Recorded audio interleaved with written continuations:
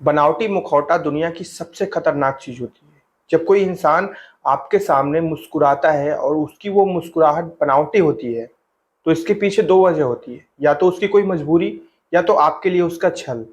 यही चीज दर्शाता है। और आज की ये कहानी आपको ये चीज बताएगी कि जो इंसान है आज के वक्त में, जब चेहरे पे किसी के मुस्कुराता है, मीठी मीठी बातें करता है, तो उसके ऊपर एक नकाब होता है। और उस नकाब के पीछे असली इंसान होता है, जो अंदर ही अंदर उसी इंसान को, जिसकी वो तारीफ कर रहा होता है, उसी इंसान को अंदर ही अंदर कोस रहा होता है। चलिए इस आज की कहानी की शुरुआत करते हैं। थोड़ा सा वक्त निकाल कर सुनिएगा, आपको बहुत कुछ चीजें समझ में आएगी। नमस्कार दोस्तों, मेरा नाम है जीआरडी और आप देख रहे हैं 9 PM विद जीआरडी। ये कहानी की मैं शुरुआत करता हूँ। ये कहानी है इटावा उत्तर प्रदेश की। इटावा के बारे में बहुत से लोग जानते होंगे। उत्तर प्रदेश का काफी नामी जगह है इटावा। वहां पर एक परिवार होता है और उस परिवार में माता पिता, उनकी दो बिटिया, एक बेटा, सब लोग अच्छे से रह रहे होते हैं। कहीं से कोई दिक्कत नहीं होती है। अब जो दो लड़कियां होती हैं, उसमें जो बड़ी लड़की रहती है उसका नाम आरती होता है, और उसकी जो छोटी बहन होती है उसका नाम होता है रोशनी। रोशनी और आरती दोनों के उम्र में अगर देखा जाए तो 3 से 4 साल का फर्क था, और दोनों काफी अच्छे से एक दूसरे के साथ रहती थी। कहीं से कोई दिक्कत या परेशानी नहीं थी। लेकिन जो आरती है, यानी कि बड़ी बहन, उसकी उम्र काफी हो चुकी थी, उसे शादी की उम्र हो चुकी थी। तो घर वालों ने जो है रिश्ते वगैरह खोजना शुरू किया। प्रारंभ में बहुत सारे रिश्ते आए, उसमें से एक रिश्ता मिला जिसमें लड़का का नाम था पप्पू। अब पप्पू से आरती की शादी तय कर दी जाती है और बड़े ही धूमधाम से शादी होती है। अच्छे से शादी होने के बाद आरती विदा होकर अपने ससुराल चली जाती है और पप्पू उस घर का दामाद बन जाता है। अब जो छोटी बहन है रोशनी, उसका जीजा पप्पू, दोनों के बीच में जीजा साली का रिश्ता था और बड़ा ही प्यारा रिश्ता था। दोनों हंसी मजाक भी करते थे, ठिठोलियां भी करते थे, सारी चीज करते थे। अब जो पप्पू है वो इस चीज को कहता था रोशनी से कि देखना, इस चीज का ध्यान रखना, कुछ भी गलत काम जीवन में मत करना, नहीं तो मैं तुम्हारा साथ नहीं दूंगा। रोशनी कहती थी कि नहीं जीजा, हम ऐसा कोई भी काम नहीं करेंगे। और ऐसे ही करके चीजें चल रही थी। लेकिन इसी दौरान ऐसा कुछ होता है कि रोशनी के जीवन में एक लड़के की एंट्री होती है जिसका नाम प्रमोद होता है। प्रमोद जब रोशनी के जीवन में आता है तो ये जस्ट 2 साल पहले की घटना है। 2 साल पहले प्रमोद रोशनी के जीवन में आता है और दोनों एक दूसरे से बात करना शुरू कर देते हैं। रोशनी को ये चीज पता थी कि उसके माँ बाप इस चीज के विरोध में होंगे, उसकी बड़ी बहन आरती भी उस चीज के विरोध में होगी, और उसका जो जीजा है पप्पू, वो तो सख्त विरोधी है इन सब चीजों का। लेकिन इसके बावजूद भी जो है रोशनी प्रमोद के साथ प्रेम प्रसंग में लिप्त हो गई। दोनों के बीच में कब प्रेम हो गया किसी को पता नहीं चला। दोनों अक्सर आप फोन पे बातचीत किया करते थे। लेकिन अब उनके सामने ये चेतावनी थी, ये चुनौती थी इस चीज को लेकर कि आगे हमें फ्यूचर में क्या करना है। क्या हमें अपने प्यार का समर्पण कर देना है, त्याग कर देना है, या फिर आगे भी चलना है। तो यहाँ पर रोशनी और प्रमोद दोनों आपस में निर्णय लेते हैं कि हम लोग घर में बात करेंगे, किसी भी तरह करके घर वालों को मनाएंगे, और जब वो मान जाएंगे तो हमारी अच्छे से शादी हो जाएगी, कहीं से कोई दिक्कत नहीं होगी। और यही आस लेकर रोशनी और प्रमोद अपने अपने घर में बातचीत कर लेते हैं। प्रमोद के घर में कोई खास दिक्कत थी नहीं, क्योंकि वो लड़का था और उसके घर वाले उसकी बात समझ सकते थे। लेकिन रोशनी के घर वाले इस चीज के सख्त विरोध में थे।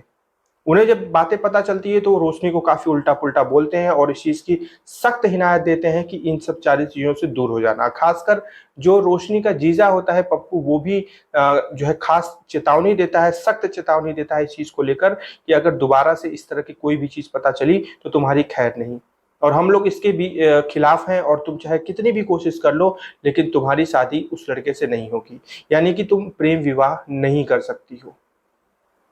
रोशनी काफी मशक्कत करती है कि शायद उसके परिवार का कोई इंसान उसे समझ पाए, उसे जो है सहारा दे पाए, उसे और चीजें बता पाए। लेकिन रोशनी इन सारी चीजों में विफल हो गई। रोशनी को ये चीज समझ में आ गई थी कि उसका परिवार उसका साथ नहीं देगा। खासकर इस प्रेम विवाह में बिल्कुल भी सहमति नहीं बन पाएगी। ये बात जब वो प्रमोद को बताती है तो प्रमोद कहता है कि अब हमारे पास एक आखिरी उपाय है कि हमें घर छोड़कर भागना पड़ेगा साथ में। रोशनी तो पहले हिम्मत जुटाती है, उसे पहले यकीन नहीं हो पाता कि वो ये चीज कर पाएगी, और वो ये चीज सोचती है कि घर कैसे छोड़ के चले जाएं, घर पे माँ बाप हैं और दीदी जीजा अपने घर पे हैं। ऐसे कैसे घर को छोड़ के चले जाएं, और बाद में अगर किसी को पता चला तो बहुत बहुत बुराई हो जाएगी। प्रमोद कहता है कि देखो, ये हमारे पास आखिरी उपाय है, क्योंकि इसके अलावा कोई उपाय नहीं है। अगर ये चीज नहीं हो पा रही है तो फिर हमें अपने दिमाग से शादी का जहन और जीवन भर साथ रहने का जहन हटा देना चाहिए। इस बात पे रोशनी कहती है कि नहीं, ऐसा नहीं होगा, मैं चलूंगी तुम्हारे साथ, लेकिन तुम वादा करो कि सब कुछ तुम ठीक कर दोगे। प्रमोद कहता है कि वक्त लगेगा लेकिन चीजें ठीक हो जाएंगी, क्योंकि परिवार वाले शुरुआत में गुस्से में रहेंगे तो वो त्याग कर देंगे हम लोगों का, लेकिन कुछ वक्त बाद वो हमारे ही परिवार के हैं, उनका भी दिल पसीजेगा, पिघलेगा, वो भी जो है हमदर्दी दिखाएंगे और सारी चीजें धीरे धीरे करके सही हो जाएंगी। इसी आस को लेकर रोशनी और प्रमोद घर से फरार हो जाते हैं और वो इटावा से सीधे निकल जाते हैं पुणे। पुणे में जो है जाते हैं और पुणे पुणे में जाकर प्रमोद वहां पर एक जो है गैर सरकारी यानी कि एक प्राइवेट नौकरी करने लगता है और उसके साथ में आराम से जो है रोशनी रहने लगती है। इधर रोशनी के जब परिवार वालों को पता चलता है कि उनकी लड़की जो है घर से फरार हो गई अपने प्रेमी के साथ, तो उनका खून खौल जाता है। वो बुरी तरह से एकदम अंदर से बहुत बुरा महसूस करते हैं और उन्हें ऐसा लगता है कि अगर अभी रोशनी और उसका प्रेमी मिल जाए तो उनको जो है उनकी हत्या कर दी जाए। उनके जहन में ये चीज आ गई थी, लेकिन यहाँ पर काफी देर हो चुकी थी और उन्होंने कोशिश की पता लगाने की, लेकिन कहीं से उन्हें वो पता नहीं लगा पाए। खैर उन्हें ये चीज पता थी कि जहां पे भी दोनों है एक कमाई कर रहे हैं और एक दूसरे का पेट पालन पोषण कर रहे हैं। अब जब 2 साल पहले इनका रोशनी का और प्रमोद का अफेयर स्टार्ट हुआ, 2 साल पहले इन्होंने बात करनी शुरू की और 1 साल पहले ये घर से भागे थे, यानी कि 1 साल तक इन्होंने फोन पे बात की, चोरी चोरी मुलाकात की और इसके बाद फिर ये 1 साल पहले घर से फरार हो चुके थे। अब इनको घर से गए 1 साल बीत चुके थे और घर वाले भी काफी हद तक चीजों को भूल चुके थे। लेकिन इस दौरान एक अच्छी खबर ये आती है कि रोशनी गर्भवती हो जाती है। यानी कि 1 साल पहले रोशनी प्रमोद के साथ जाती है और अब वो गर्भवती होती है और उसका 9वां महीना चल रहा होता है, उसे एक बच्चे को जन्म देना होता है। तो वहां पर आरती और उसके साथ रोशनी इस चीज को लेकर सोचते हैं कि काश अगर सारी चीजें सही होती तो इस खुशी के मौके पे हमारा परिवार भी हमारे साथ होता। और इसी चीज को ध्यान में रखते हुए दोनों की आंखें नम हो जाती हैं। तो प्रमोद इस चीज को कहता है कि देखो 1 साल बीत चुके हैं घर छोड़े हुए और अब तो बच्चा होने वाला है, काफी वक्त बीत गया है, परिस्थितियां काफी ज्यादा बदल गई हैं। क्यों ना एक काम किया जाए कि हम वापस इटावा चलते हैं और वहीं पर अपने बच्चे को जन्म देते हैं।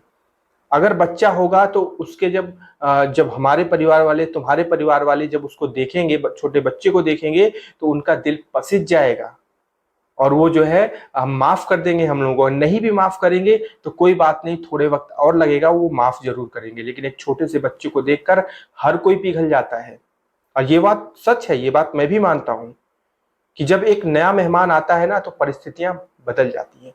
और यही उम्मीद लगाकर रोशनी और प्रमोद पुणे से वापस इटावा आते हैं। इटावा आने के बाद एक हॉस्पिटल में एडमिट होती है रोशनी और रोशनी एडमिट होने के बाद सबसे पहली कॉल करती है अपनी बड़ी बहन आरती को। बड़ी बहन आरती को फोन करके वो बताती है कि दीदी, हमें पता है कि आप सब लोग नाराज हैं, लेकिन देखिए 1 साल बीत चुके हैं और अब मुझे बच्चा होने वाला है, कुछ ही क्षणों में मैं माँ बन जाऊंगी और मैं चाहती हूँ कि इस खुशी के मौके पे मेरा परिवार, खासकर आप जीजा, मेरे पास हो। जब आरती ये बात सुनती है, यानी बड़ी बहन जब ये बात सुनती है, तो वो कहती है कि ठीक है, तुम हॉस्पिटल बताओ, हम वहां पर आ रहे हैं। अभी हम किसी को लेकर नहीं आएंगे, पहले हम आएंगे, इसके बाद सारी चीजें सही करेंगे, तब हम जो है दूसरे लोगों को बुलाएंगे, नहीं तो चीजें गड़बड़ हो सकती हैं। आरती के मुंह से ये बात सुनकर रोशनी को बहुत हिम्मत मिलती है। वो सोचती है कि मेरी बड़ी बहन का पूरा फर्ज अदा कर रही है। वो कहती है ठीक है दीदी, वो एड्रेस बताती है और इसके बाद आरती अपने देवर को लेकर हॉस्पिटल पहुंचती है। जब ये हॉस्पिटल पहुंचती है तो वहां पर आरती एक बच्चे को जन्म दे चुकी, माफ करिएगा, जो रोशनी है वो एक बच्चे को जन्म दे चुकी होती है, यानी कि वो माँ बन चुकी होती है और प्रमोद पिता बन चुका होता है। रोशनी को एक प्यारा सा नन्हा सा एक लड़का पैदा होता है और जैसे ही जब आरती वहां पहुंचती है तो रोशनी उसे दिखाती है कि दीदी देखिए, आप मौसी बन गई और ये है हमारी संतान। आरती उस छोटे से बच्चे को गोद में उठाती है, उसे खिलाती है, पुचकारती है और इसके बाद कहती है अपने देवर से कि इनकी एक अच्छी सी वीडियो बनाओ और वो वीडियो मुझे दो। रोशनी सोच रही थी कि दीदी सब कुछ सही करने आई हैं और दीदी पे पूरा भरोसा है, दीदी सब कुछ ठीक कर देंगी। यही सोचकर इसके बाद जो देवर होता है आरती का, वो अपना फोन निकालता है और रोशनी और उसके बच्चे के साथ की एक अच्छी सी प्यारी सी एक वीडियो बनाता है और वो वीडियो बनाकर वो आरती को दे देता है। आरती उस वीडियो को अपने पति यानी कि पप्पू को भेजती है। पप्पू यानी कि जीजा, रोशनी का जीजा अपने पति को भेजती है और अपने पिता को भेजती है यानी कि रोशनी के पिता को। दोनों लोगों को वीडियो भेजती है और जैसे ही वीडियो दोनों लोगों के पास पहुंचता है, इसके बाद दोनों लोग आपस में मिलते हैं यानी कि पप्पू और जो नरोत्तम सिंह नाम था पिता का, नरोत्तम सिंह और पप्पू दोनों आपस में मिलते हैं यानी कि ससुर और दामाद। ये दोनों लोग आपस में मिलकर फिर हॉस्पिटल पहुंचते हैं, उसी अस्पताल में जहां पर रोशनी ने अपने बच्चे को जन्म दिया था। वहां पर जाते हैं और वो जाकर भी बच्चे, जब रोशनी पहली बार अपने पिता को और अपने जीजा को देखती है तो पहले तो वो डर जाती है, लेकिन प्रमोद भी वहां पर उपस्थित होता है, इसलिए उसको थोड़ी सी हिम्मत मिलती है। लेकिन जब दोनों लोग वहां पहुंचते हैं तो थोड़ा सा गुस्सा दिखाकर फिर ये लोग हंसने लगते हैं और उस बच्चे को खिलाने लगते हैं। और ये देखकर रोशनी के अंदर हिम्मत दोगुनी नहीं 10 गुनी बढ़ जाती है। वो अंदर ही अंदर सोचने लगती है कि शायद अब सब कुछ ठीक हो जाएगा। बड़ी अच्छी अच्छी बातें करते हैं वहां पर जो रोशनी के पिता होते हैं और जीजा होता है पप्पू, दोनों लोग बड़े अच्छे से बातचीत करते हैं, सारा चीज करते हैं। फिर प्रमोद को कहते हैं कि चलो चलते हैं बाहर चाय वाय पीने। फिर प्रमोद रोशनी को कहता है इस बात को कि तुम यहीं पर रहो, हम जो है पिताजी और जीजा जी के साथ जो है बाहर से चाय पीकर आ रहे हैं। फिर वो उनको चाय पिलाने लेके चला जाता है और इधर जो आरती वहां पर रहती है वो कहती है कि बहन अब तू यहीं पे रह, मैं जा रही हूँ घर, और 2-4 घंटे बाद जो है कोई जरूरत पड़ेगी तो बताना, तो मैं अपने देवर को भेज दूंगी, या तो मैं आऊंगी या फिर सुबह में फिर से यहाँ पे आऊंगी तुझे देखने के लिए। रोशनी कहती है ठीक है दीदी, बहुत बहुत धन्यवाद। ये कहकर आरती वहां से चली जाती है। लेकिन काफी वक्त बीत जाता है, लगभग 1 घंटे हो जाते हैं, लेकिन प्रमोद वापस नहीं आता है। रोशनी को शक होने लगता है कि आखिर चाय पीने में कितना वक्त लगता है। जीजा और पापा मेरे पति को चाय पिलाने लेकर गए हैं, इतना वक्त तो नहीं लगता है। उसे तुरंत शंका होती है, जब वो फोन मिलाती है तो फोन नहीं लगता है, तो उसकी शंका और बढ़ जाती है और वो तत्काल प्रभाव से वहां पर उपस्थित जो प्रशासन होती है, हॉस्पिटल अस्पताल प्रशासन, उनसे संपर्क करती है, उनसे अपनी सारी बात बताती है और ये चीज कहती है कि उसे शक है कि उसके पिता और उसके जीजा उसके पति के साथ कुछ गलत कर सकते हैं। ये बात जो है प्रशासन को पता चलती है तो प्रशासन तुरंत अलर्ट हो जाती है और खोजबीन शुरू कर देती है। जब खोजबीन शुरू करती है पुलिस, तो फिर उन्हें पता चलता है कि अस्पताल से कुछ दूरी पर जाकर प्रमोद का शव मिलता है उन्हें, यानी कि प्रमोद की हत्या कर दी गई थी। और जैसे उनको शव मिलता है वो तुरंत समझ जाते हैं कि इस काम में रोशनी के जीजा और उस रोशनी के पिता का हाथ है। चारों तरफ खोजबीन शुरू कर देते हैं और उन्हें वो कार मिल जाती है जिसमें रोशनी के जीजा पप्पू और रोशनी का पिता नरोत्तम सिंह मौजूद होता है। तुरंत मौका वारदात पे उन्हें गिरफ्तार किया जाता है और गिरफ्तार करने के बाद पूछताछ शुरू होती है। और जब पूछताछ शुरू होती है तो वहां पर जो जीजा है पप्पू और नरोत्तम सिंह पिता, वो इस बात को स्वीकार कर लेते हैं और इस चीज को कहते हैं कि हम चाय पिलाने के बहाने उसको बाहर लेकर आए थे और इसके बाद उससे बोले कि चलो गाड़ी में बैठते हैं, थोड़ा टहलते घूमते हैं। तो प्रमोद ने मना करता है, प्रमोद बोलता है नहीं रहने दीजिए, रोशनी यहाँ पे अकेली है। तो हम कहते हैं अरे चलो इतने दिन बाद मिले हो, चाय पीते पीते गाड़ी में घूम लेंगे। उसे कार में बैठाते हैं, कुछ दूर लेकर जाते हैं। इसके बाद पप्पू अपना गमछा जो है निकालता है और उस गमछे से जो है पप्पू और नरोत्तम सिंह और उनका देवर सब मिलकर गमछे से उसकी गला घोटकर हत्या कर देते हैं प्रमोद की, और उसके लाश को, उसके शव को वहीं पास में झाड़ियों में फेंक देते हैं। फिर जब पुलिस को पता चलता है, पुलिस जाती है तो शव बरामद करती है और वो गमछा भी बरामद करती है जिससे उसकी गर्दन दबाकर हत्या करी गई थी। और इसके बाद आरती के देवर को, आरती के पिता को और आरती के पति यानी पप्पू को, सबको गिरफ्तार किया जाता है। लेकिन ये बड़ी दुखद बात है कि एक बच्चा जो अभी जन्म लिया था, कुछ ही वक्त उसको हुआ था और उसके सर से पिता का साया हट गया, और उसके पिता के हत्यारे उसका खुद का मौसा, उसका खुद का नाना और उसकी खुद की मौसी है। ये बड़ी ही दुखद बात है। और देखिए जरा कि जब वो लोग आए थे अस्पताल में तो उनके चेहरे पर एक मुस्कुराहट थी, वो बच्चे को उठाकर खिला रहे थे। ये वही दिखावटी मुखौटा था जिसके भ्रम में आ गई रोशनी, और उसे ये नहीं समझ में आया कि ये लोग जो हंसी मजाक कर रहे हैं ये सिर्फ एक दिखावटी है, इसके अंदर जो असलियत है वो असल में बहुत खतरनाक है, और वो 2 साल 1 साल पुराना वाला अभी भी खुन्नस भरा हुआ है। मैं कहता हूं क्या जरूरत थी, बात इतनी आगे बढ़ चुकी थी, परिवार उनका बन चुका था, एक बच्चे को जन्म दे चुके थे, पति पत्नी थे दोनों आपस में, क्या जरूरत थी उसको रास्ते से हटाने, क्या जरूरत थी उसको मारने की।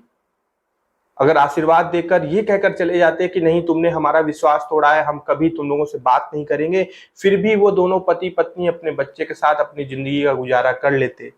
लेकिन वो तो एक आस में आए थे कि शायद उनका परिवार उनको वापस मिल जाएगा, शायद सारी चीजें सही हो जाएंगी, शायद सबका गुस्सा कम हो जाएगा। लेकिन उसका नतीजा ये निकला कि प्रमोद आज इस दुनिया में नहीं है। यही थी आज की कहानी। क्या कहना चाहते हैं आप जरूर जो है कमेंट करके बताइएगा। मैं मिलूंगा कल रात्रि 9 बजे एक नई सच्ची घटना पे आधारित कहानी लेकर आपके सामने। तब तक कोई भी सवाल हो या फिर कुछ भी आप कहना चाहते हैं तो कमेंट करिएगा और इस वीडियो को लाइक और चैनल को सब्सक्राइब जरूर करिएगा। ध्यान रखिएगा अपना। जय हिंद।